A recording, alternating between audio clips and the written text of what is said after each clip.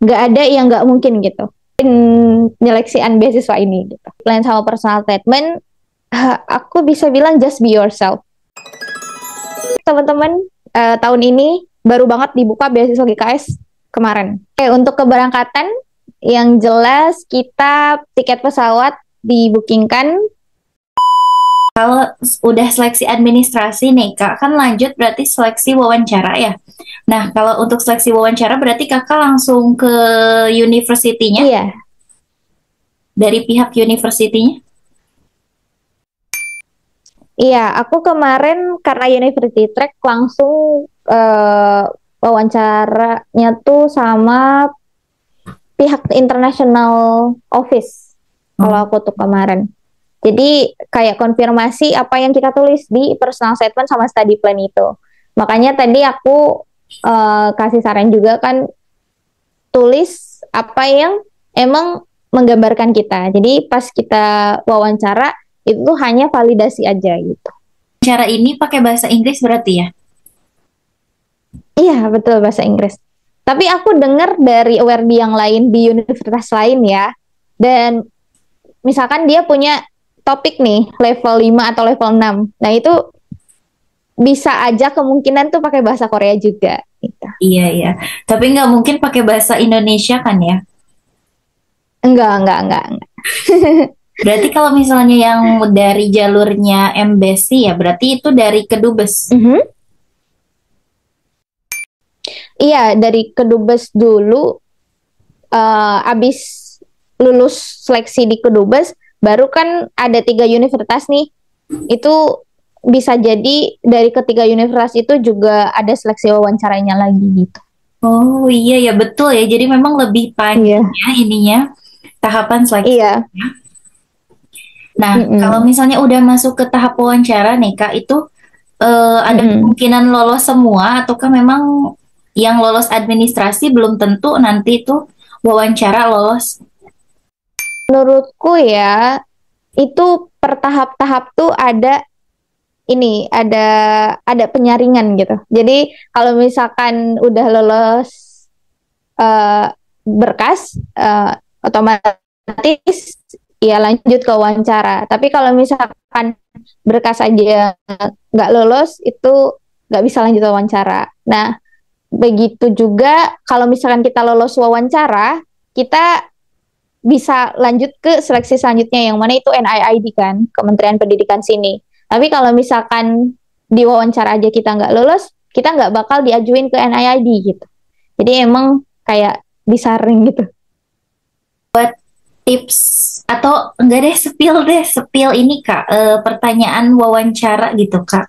Berapa pertanyaan yang mungkin ini tuh paling Hmm. penting gitu. Sama tips menjawabnya. Agak lupa ya ada berapa pertanyaannya, tapi wawancaraku tuh di email dijelasin bakal 10 menit. Tapi di apa ya? Di waktu yang sebenarnya wawancara gitu itu aku cuma 8 menitan kalau nggak salah, dan itu tuh sampai apa ya, si pewawancara pun bertanya apakah aku punya pertanyaan gitu, karena mungkin pertanyaannya udah kejawab semua. Dan yang aku apa namanya, yang aku highlight sih itu pertanyaan tentang kenapa kamu milih universitas ini, kenapa nggak universitas yang lain, dan kenapa milih Korea buat study. Nah, kalau aku jawabnya itu tuh ya disambungin sama personal statement sama study plan aku tadi. Aku tuh nulis di personal statement, aku kan pernah layover transit di Incheon, ya kan, di Bandara Incheon. Dan teknologinya tuh aku mention ada robot yang mana bisa nganter kita ke gate yang mau kita tuju gitu. Misalkan kemarin tuh kalau nggak salah aku mau ke gate 200 sekian. Itu kan jauh ya dari gate aku yang dari Jakarta, penerbanganku dari Jakarta.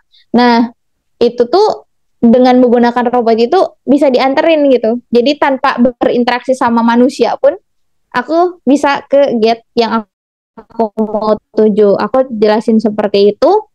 Dan emang di universitas ini ada salah satu profesor yang aku riset itu tuh align atau kayak matching sama apa yang aku mau pelajari gitu. Seperti itu. Jadi mungkin teman-teman juga bisa jawab seperti itu. Jadi ditulis di personal statement dulu apa nih yang apa ya membuat teman-teman milih buat studi di Korea dan di studi di universitas tersebut. Kalau misalkan teman-teman mau jalur university track, tapi kalau misalkan mau embassy track lebih baik sih general aja kenapa milih Korea gitu. Karena kan nantinya bakal apply di 3 universitas juga kan. Seperti itu. Iya, iya. Kalau berarti tadi tuh kalau misalnya nih Kak, speakingnya kurang lancar gimana nih Kak? Kan bahasa Inggris ya? Oke. Okay.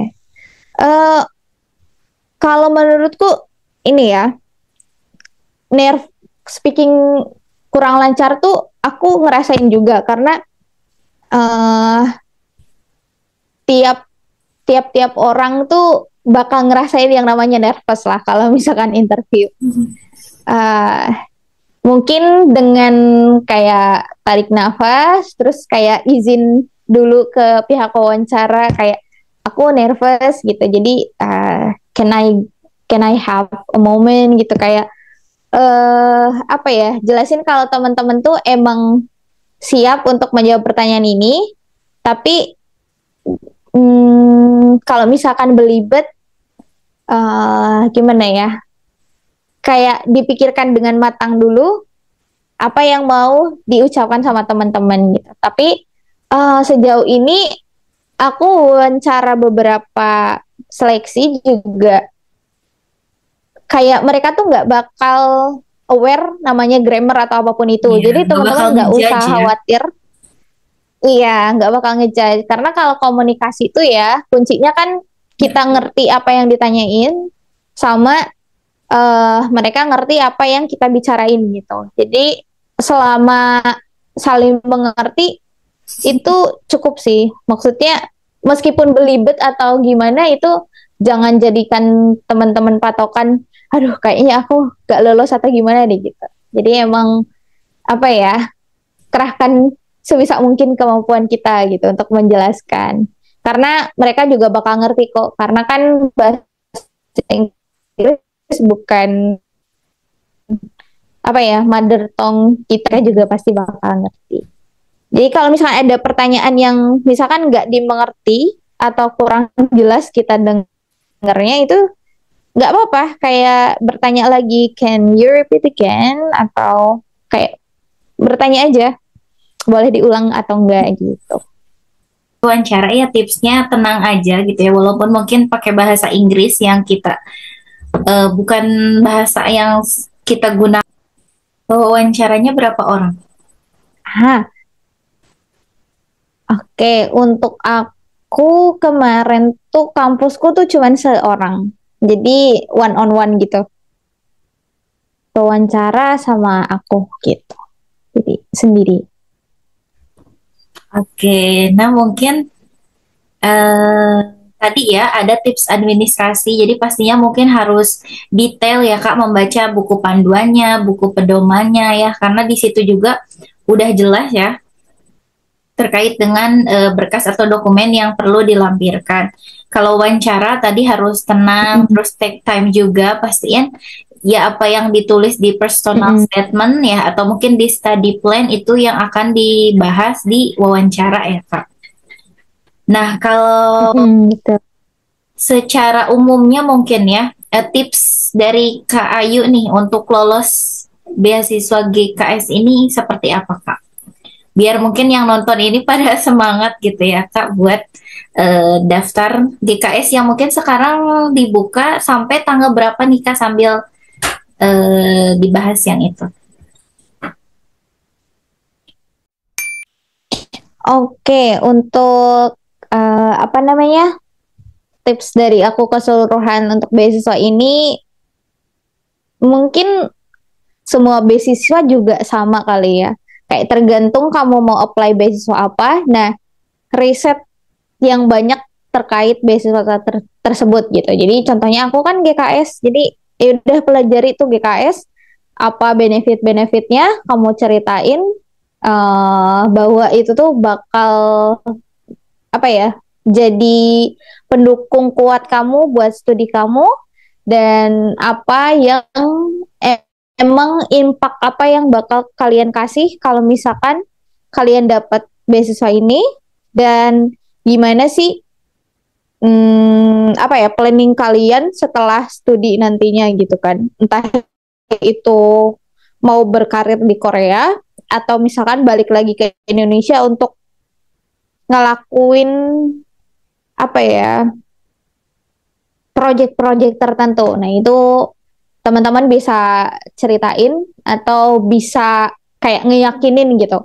Karena diibaratkan kita dapat beasiswa tuh, kalau aku ya ngerasanya kita tuh kayak nyari investor untuk ngebiayain kita gitu. Jadi kalau kita punya bisnis, kan kita kalau misalkan nggak punya modal sendiri ya, ya seenggaknya kita ada modal sih harusnya. Tapi maksudnya untuk modal besar itu tuh buat pembisnis, kita tuh kan perlu ngeyakinin calon investor bahwa kita tuh punya produk tertentu atau peluang bisnis apa nih yang bakal emang nantinya apa ya bermanfaat untuk investor itu gitu. Nah, untuk beasiswa itu aku ngerasanya kayak gitu. Jadi kayak istilahnya apa ya branding lah diri kita sendiri gitu kan ke para panelis atau yang menyeleksi beasiswa kalau misalkan kita tuh worth it untuk dibiayai gitu. Mungkin itu sih. Oke, betul ya. Jadi istilahnya ada nilai jualnya ya. Kenapa sih Ya layak betul Bang. ya? Kenapa layak dipilih sebagai penerima beasiswa? Nah, berarti untuk yang GKS di tahun kakak itu berarti berapa kuotanya ya? Oke, nah untuk kuotanya kemarin aku lihat sebentar ya, aku cross check karena aku takut salah juga. Oke, nah untuk kuota ini udah ada, bisa teman-teman cek di studyinkorea.go.kr. Nah di sini kuotanya tuh ada 1.820 penerima beasiswa. Ya, itu kan banyak kan, hampir 2.000 orang tahun ini nerimanya. Dan ini disatuin ada embassy track sama university track. Tapi biasanya kuotanya tuh lebih banyak di university track gitu. Terus sambil buka aja atau aku share screen, kayak misalkan teman-teman bisa secara langsung nanti lihat sendiri gitu. Ya, boleh. Bisa nggak ya? Gimana? Screen-nya dari Ayu ya boleh. Biar teman-teman Sofit ini ada ini ya, kayak ada gambaran gitu terkait mungkin GKS Ada karena gambaran. udah dibuka juga. Iya betul. Terus biar teman-teman juga tahu kan apa langkah pertama yang kayak aduh bingung aku harus ngapain dulu ya gitu.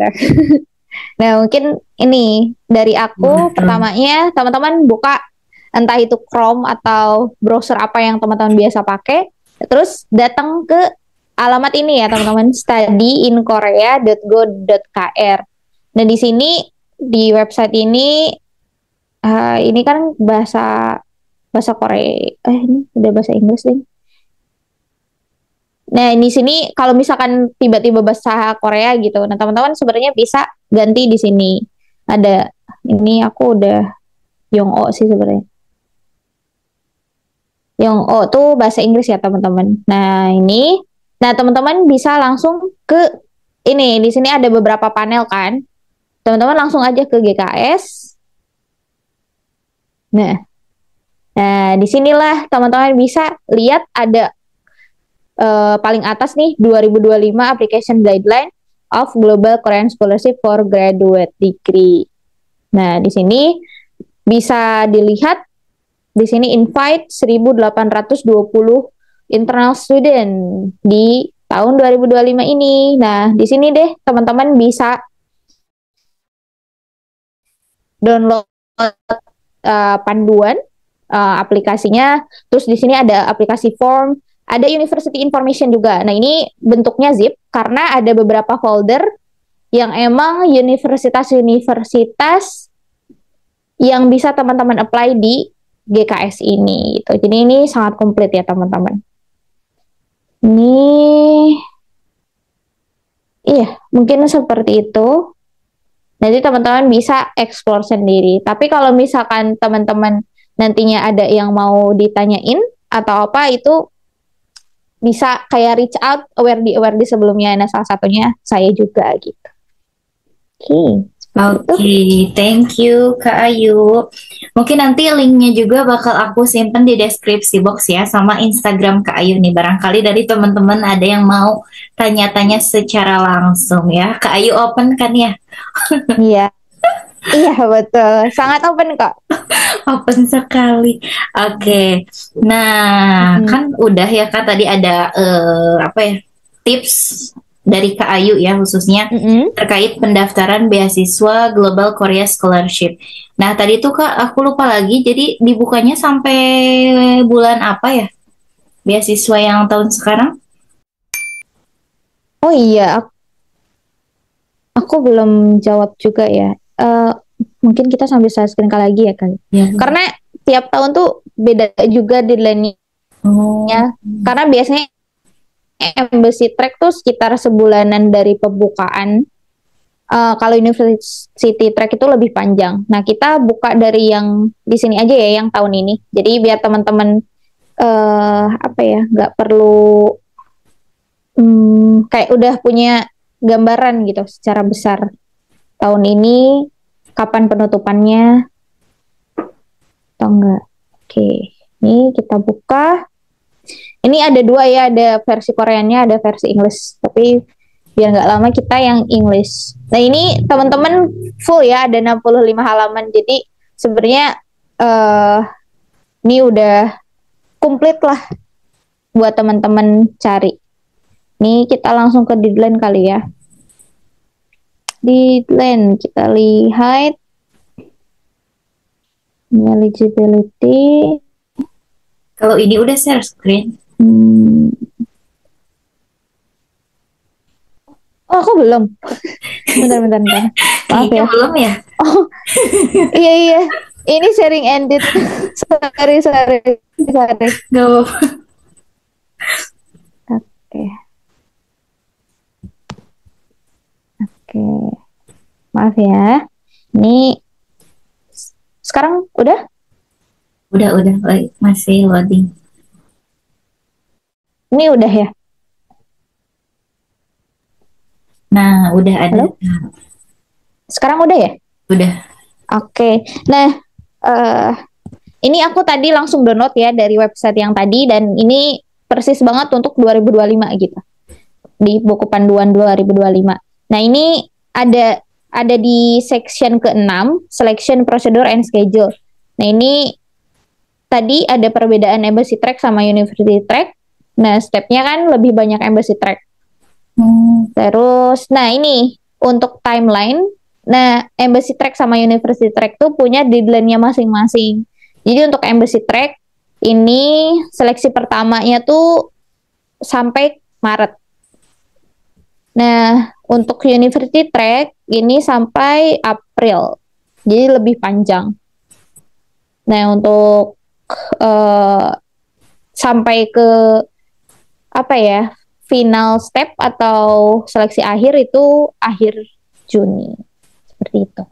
Jadi emang untuk setiap stepnya tuh ada sekitar 1 bulan tiap tahapnya tuh. Seperti itu. Jadi bisa teman-teman cek juga ya untuk lebih lengkapnya di guideline. Seperti itu. Oke, jadi masih ada waktu ya, banyak waktu ya, sekitar tadi tuh Februari, Maret ya, 2 bulanan berarti ya? Iya. Kurang lebih ya untuk proses pendaftarannya gitu. Jadi kalau misalnya teman-teman mau yang lebih panjang, dan maksudnya tuh lebih panjang tahapan seleksinya, karena mungkin belum tahu ambil jurusan dan juga universitasnya, mungkin coba yang embassy ya. Tapi kalau misalnya udah tahu universitasnya mau di mana, terus jurusannya juga, mungkin mendingan ambilnya yang university track. Jadi tahapan seleksinya juga lebih pendek ya. Iya, betul betul. Oke, Kak Ayu nih, karena tadi aku belum ini ya nge-share screen CV Kak Ayu, mungkin kita mau ini dulu ya, share Mhm. screen dulu biar teman-teman tahu ya. Masya Allah banget nih Kak Ayu ya, aku akan share screen Mhm. dulu dan kita lihat ya. Oke, sekarang udah muncul? Udah. Oke, nih kalau dilihat dari CV-nya ini panjang ya karena banyak banget pengalaman Kak Ayu ini Mhm. baik dalam Mhm. mungkin non akademiknya ataupun di akademik dan juga organisasi ya. Jadi kalau dilihat dari yang Hmm. terbaru nih ya di ini ya Kak Ayu ikut ini ya ASEAN Youth Organization ya. Dan ini Masya Allah Mhm. banget ya teman-teman, mungkin teman-teman nanti bisa lihat sendiri aja karena kalau dilihat juga di CV-nya memang relate banget ya Kak Ayu ini jurusannya juga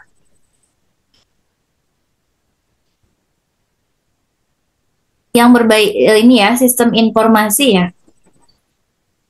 Mhm, betul. Oke, dan ini Masya Allah banget ya dengan IPK-nya juga 3,93 dari 4 ya. Terus banyak banget ini pengalamannya ya. Dan ini tadi yang disebutkan ada exchange juga yang di Asia University sama di Minnesota State University ya. Ini yang di Amerika.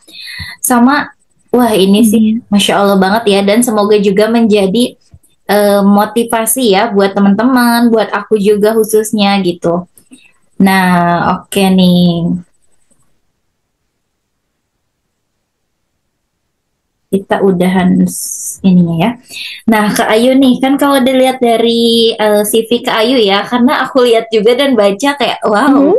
Masya Allah banget ya, dan nyambung juga kan dari S1-nya ke S2-nya. Nah, aku mau nanya nih, kalau di teman-teman yang lolos gitu ya, Kak, kalau misalnya kakak Mhm. pernah nanya gitu, ada nggak sih yang memang kayak achievementnya nggak terlalu Mhm. banyak, atau mungkin yang nggak terlalu ya gitulah kak ya maksudnya tuh prestasinya yang tidak mentereng gitu kak ada nggak sih?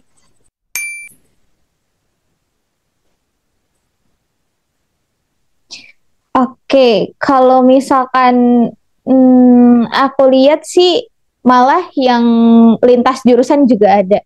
Jadi menurutku apa ya, balik lagi ke yang tadi, gimana cara kita nyeritain apa yang bisa kita jual, nilai apa yang bisa kita jual.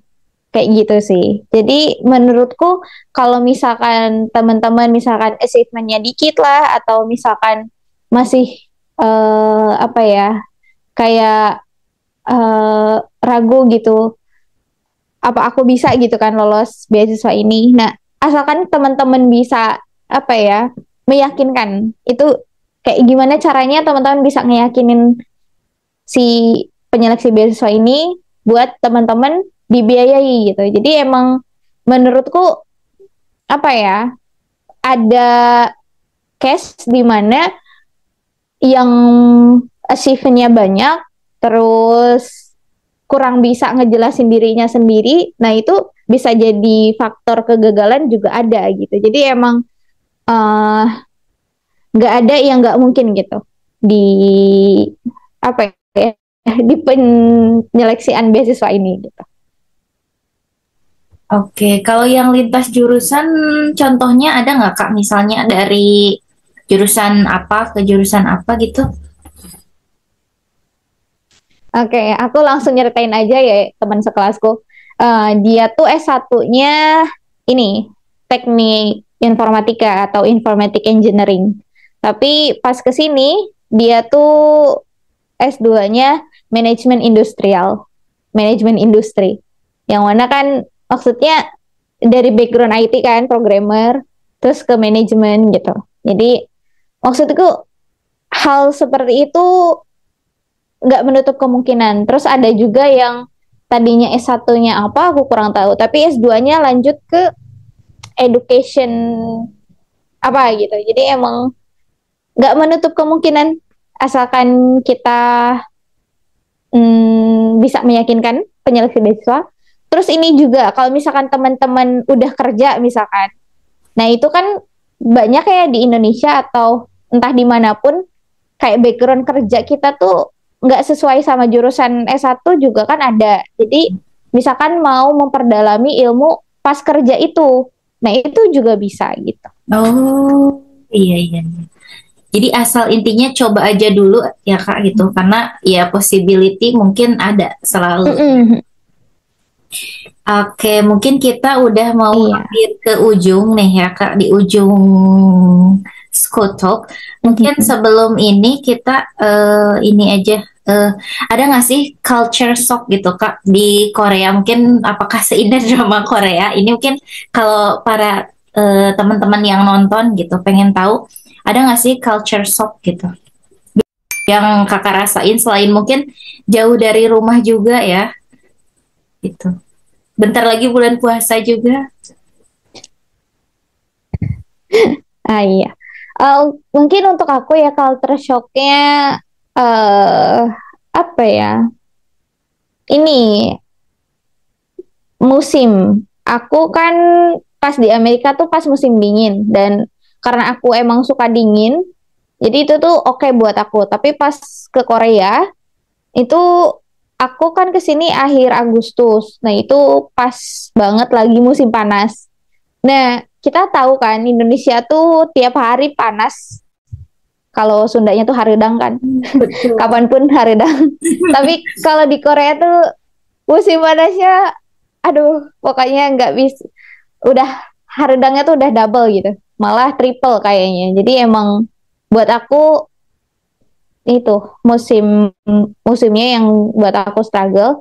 Terus kalau misalkan sesuai scene drama, aku pernah nonton beberapa apa ya film Korea dan itu tuh emang ada beberapa part yang sesuai film, tapi emang ada beberapa part yang emang Beda ya. berbeda juga gitu. Iya. Terus aku kalau ngelihat dari romance ya, dari segi romance, nah itu banyak banget di sekitaran kampus di sini uh, skin skin apa ya, skin pokoknya mereka tuh nggak apa ya, secara terbuka gitu memperlihatkan rasa kasih sayang dengan Oh, skin, skinship. bukan skin touch. Skinship. Ah iya betul itu. Iya betul betul betul.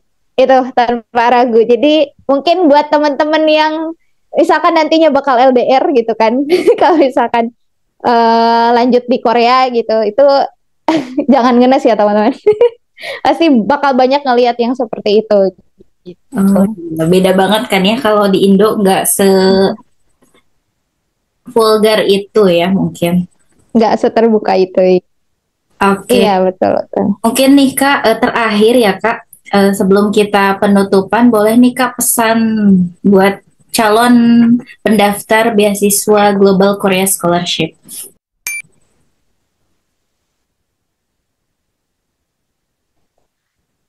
Mungkin dari aku coba aja dulu karena kita nggak bakal tahu kalau misalkan kita nggak nyoba sama sekali. Kalau misalkan kita dari awal aja udah takut, nah itu malah coba aja, tantang aja rasa takut itu gitu. Daripada misalkan waktu apa ya, penyeleksian beasiswa ini kan lama ya 2 bulanan. Nah kita malah waktu itu terbuang percuma untuk memikirkan kayaknya aku nggak cocok deh atau kayaknya nggak deh gitu kan. Itu apa ya, nanti di akhirnya bakal ngehasilin yang namanya penyesalan. Jadi teman-teman lebih baik nyoba,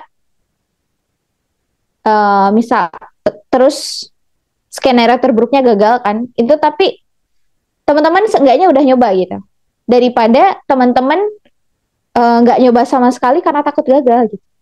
Jadi buat aku teman-teman coba aja dulu dan kerahkan uh, apa yang teman-teman bisa sebaik mungkin. Nah, nanti kalau misalkan udah usahanya, maka teman-teman tinggal berdoa karena nggak ada yang mustahil di sini, di dunia ini gitu. Asalkan teman-teman mau berusaha gitu. Keren banget sih. Ya ya, jadi intinya Hmm. coba aja dulu ya. Mau nanti hasilnya kayak gimana, nggak apa-apa ya. At least ada pengalaman gitu, ada experience daftar beasiswa, apalagi mungkin beasiswa yang ke luar negeri ya. Oke, nih Kak Ayu, makasih Mm-mm. banyak banget udah mau sharing-sharing di Skotok ya. Alhamdulillah juga ini udah yang Mm. ke-9 nih, dan Kak Ayu yang pertama untuk beasiswa Wah, dan beasiswa ke luar negeri. Oke, karena ya. ini ada sedikit ya Kak, kita tampilin dulu sertifikat sama kita dokumentasi. Mm. Oke. Aku share screen dulu. Ini aku sangat, iya. Ini suatu kehormatan juga aku bisa sharing-sharing di School Talk ya. School Talk. Hmm. Oke, mungkin udah muncul belum ya? Wah. Udah tampil. Iya, ini mungkin ada sedikit ya Kak, sertifikat dari Scofit ya Kak, karena Kak Ayu Sylvia nih udah mau menjadi narasumber ya di Skutok yang ke-9 gitu. Jadi semoga teman-teman juga Kak bisa mengambil ya eh, motivasi Kakak gitu ya, menjadi terinspirasi juga, khususnya buat aku ke depannya mungkin ya. Semoga bisa sama-sama gitu ya kita istilahnya sukses di jalur masing-masing ya. Amin. Oke, mungkin kita dokumentasi Amin ya dulu. Rabbal. Satu, Oke. dua, tiga. Satu, dua, tiga. Oke. Oh iya. Aku Oke, maksudnya oke. kita nggak ada gaya bebasnya, gaya bebas kak, gaya bebas. Oh, boleh, boleh, boleh. Boleh, Nih, yuk. gini ya biasanya ya. Satu, dua, tiga. Iya. Oke, makasih banyak makasih Nih. banyak Kak Ayu yang udah Iya. mau sharing-sharing ya. Ini suatu kehormatan juga bagi COVID ya untuk sharing bersama awardee Hmm. beasiswa GKS gitu. Sukses selalu buat Kak Ayu ke depannya. Hmm. Nanti buat segala rencananya semoga dipermudah juga ya kuliahnya sampai nanti lulus gitu. Amin ya Rabbal Alamin. Terima kasih banyak juga ya Kak Fitria telah apa ya mengasih kesempatan aku buat sharing-sharing di sini dan semoga sukses juga buat Kak Fitria ke depannya dan ya semoga buat teman-teman yang lain yang nonton ini juga dipermudah segala urusannya dan sukses juga. Iya betul ya. Oke nih, alhamdulillah ya Kak. Mungkin kita udah di penghujung acara gak tuh? Maksudnya tuh udah di penghujung diskusi ya. Mungkin buat teman-teman nanti aku Mhm. akan cantumkan juga link yang tadi ya terkait pendaftaran beasiswa Mhm. dan juga mungkin Instagram Kak Ayu ya. Oke, terima kasih buat yang udah Oke. nonton dan buat pemateri kita hari ini. Sekian, wassalamualaikum warahmatullahi wabarakatuh. Waalaikumsalam warahmatullahi